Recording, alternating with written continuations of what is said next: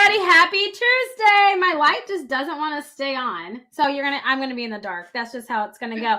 But you guys are listening to an Author Talk Short with me, Amy, and my lovely guest that is part of the 12 Days of Page Turners is Jocie. So Jocie, welcome. I love it. I feel like you're as crazy as I am because I have dubbed myself, you're joining me and my crazy self for this 12-day of Page Turners with over 60 authors. So you're going to be on December 10th at 7 p.m. And so I would love for you to tell our listeners and our viewers and everyone watching the replay, what genre do you write in and how long have you been writing? Wow. If I say how long I've been writing, I'm going to tell my age. That's not really a good thing. I sold my first magazine article at 17 to 17 magazine. Wow. Oh my gosh. That's cool. Pretty much ever since, but I've been a newspaper journalist. I've written tech manuals. I've written advertising, everything that way. As far as my fiction writing goes, about 10 years. And I also write for online blogs and so forth. Anything that there's a job I can do to earn some sort of an income with words. Plus, I was a librarian for almost 20 years. Oh my goodness, just throw that in there. No, I love it. So it's almost like writing's just been like a part of you, like your whole life, to express and words in such a creative way. And you do so much. I mean, you write articles and for blogs and you have your books. I mean, you're versatile in words, I guess, and the way that you would swing them to hit different audiences. Vomit words. There you go. Yes, I like that. That is a good saying. I like it. We're going to go with that. I love it. So tell me a little bit about your fiction books that you have written. I have over 15 books out now, most of which are in the cozy mystery genre. I also have a series that's a romantic comedy because I love romantic comedies. But whenever I try to write that, it always ends up with a backstory of a mystery in it, kind of a little thriller. So I thought, this is kind of where I'm leaning. So let's just go ahead and write the mysteries because I do love a good mystery.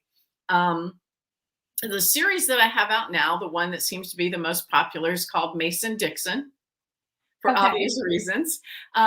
Little bit of backstory. It's about two sisters who never knew the other one existed until each of their respective parents dies. And they get a notification from a law firm in Washington, D.C. to come to settle their parents' estate, which is odd because they can never remember their parents even being in Washington, D.C. And so they meet at this lawyer's office, look at each other and discover they're twins. And the guy that knows everything about them and is set to tell them about their lives and going forward is assassinated in front of them.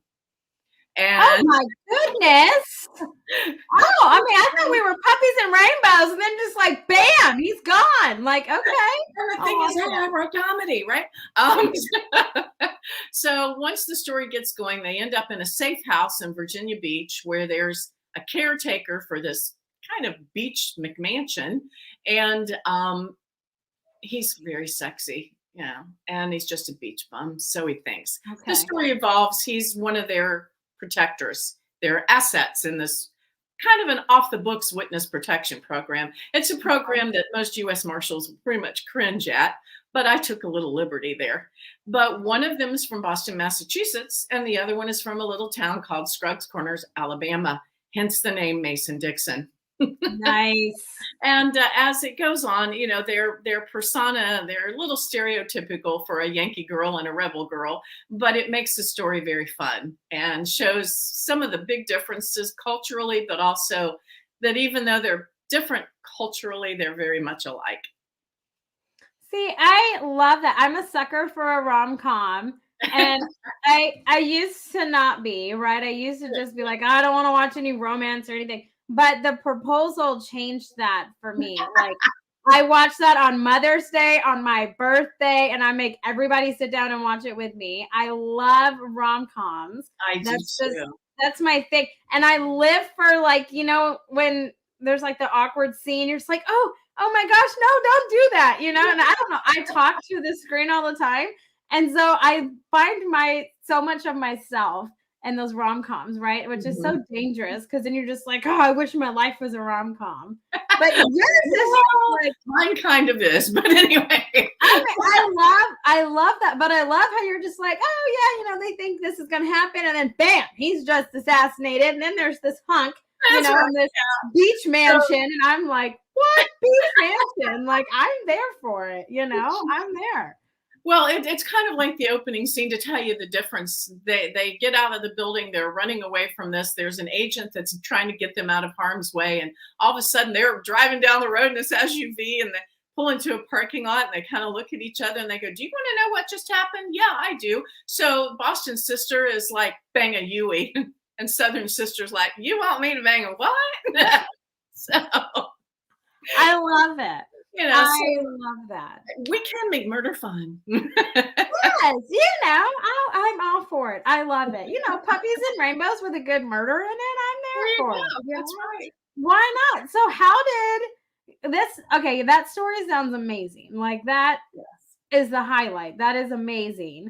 Thank you. What was the inspiration behind that? Because that is just like I don't know. I don't know if you lived that. If you did, hey, power to you. Not the murder part, fortunately.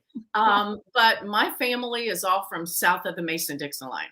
And I was born a Midwest girl, so I always laugh and call myself the family's token Yankee.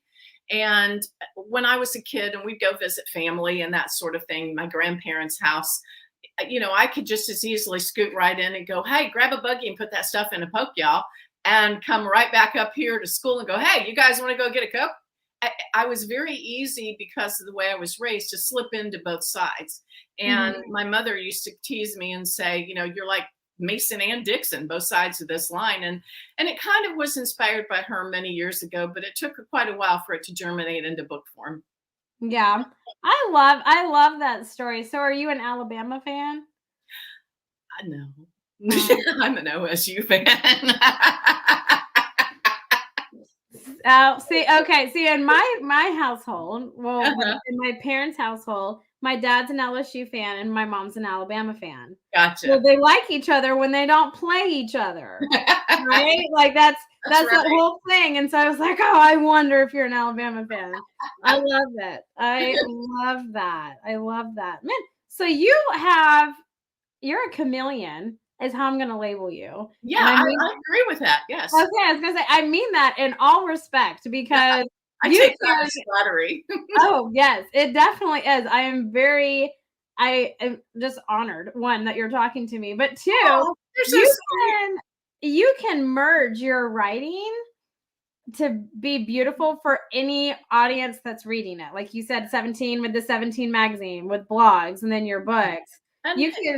You can merge that, which to me, I think very talented and like distinguished writers can do that because my head may not get out of it more by the time I'm done here. I think it's difficult to, write in multi-genres, but you don't write just in multi-genres. You have different audience target on different things, magazines, blogs, and then I do. I mean, my nonfiction writing, sometimes it's a little hard to cross over. I mean, if you write nonfiction, it's like the old cliche of journalistic writing, who, when, what, why, where, etc. Yeah. When you have fiction, a lot of times I really have to go back in and fill in the description because I've got the facts, ma'am, but I forgot to tell them, hey, there's blue curtains in the room and now they're splattered with red blood. I'm just like, they yanked the curtains off the wall and that guy's dead. So I have to go back and fix those type of things. Yeah. But so sometimes it's difficult occasionally to go from one nonfiction writing article and I've done a lot of American history articles into this cozy mystery world. I definitely have to take a beat to get into the head of both of those types of writing. Oh yeah, for sure. But I mean, I think it's just one of those things where, because you have fiction writers that are really skilled and talented in fantasy. They can world build like no other, right? Mm-hmm. But then you smack them and they're like, hey, I need a nonfiction. They're like, what? Like, they're like a deer in headlights, right? And it's just true. Like your strength is fantasy That's what you enjoy. You're the Right. best at that, right? And that's why I was saying you're such a chameleon, because you can just morph it into whatever the reader audience is calling for, which It's I because find to there's be weird difficult. stuff going on over here. Oh, I love it though. I'm here for it because you can do your nonfiction, with all the facts and everything and journalism and everything. And then hey, you're gonna come over here and write, a cozy murder mystery up in here, Yes. right? And we're gonna have Yes. blood everywhere. And I love that. It's like switches, right? That's why it's Right. And honestly, being amazing. cozy mystery, it's not a lot of blood. It's very clean. And then I have a tea leaf reader series that actually is what I call bloodless mysteries, because there really isn't a body. There's just some mysteries solved. So they're, Oh, kind of what I'd call, and they're great if you want YA, or, anybody can read them. They're very clean. yeah. So you can, your kids could read them, or your mom, or even you, just for a quick, enjoyable read, at the orthodontist office, that kind of thing. I love it. I love it. Like Nancy Drews are like that. Nancy Drews are like clean mystery reads, and I loved those. I loved the Hardy Boys, Oh, and me I too. Read I them still all. love them. I I do still too. love them. They have their series on Hulu, and like I just found out that season 2 was out, and I was like, where have I been for the Oh, I Hardy hadn't Boys? seen them. I hadn't seen the Hulu Yeah, series. the Hardy Boys have a season, girl, and you should. It's good. You should Oh, watch okay, I it. have to see that. They did have a series way back in BC when I was a child. But of course, the ultimate crush on one of the Hardy Boys, but it was a short-lived TV series, um, Right? and it was quite good. But I haven't seen the Hulu series.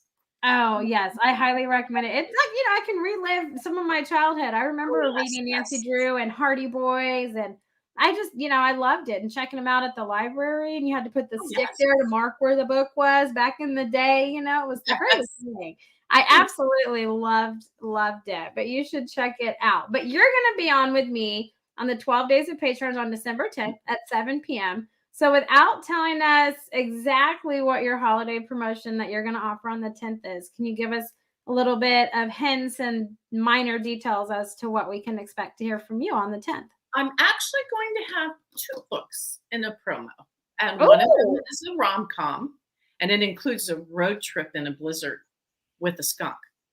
oh my gosh. That doesn't, okay. Okay. I Okay, need to and know where that goes. I need to that's know where right, that that's goes. right, and then the other one is going to,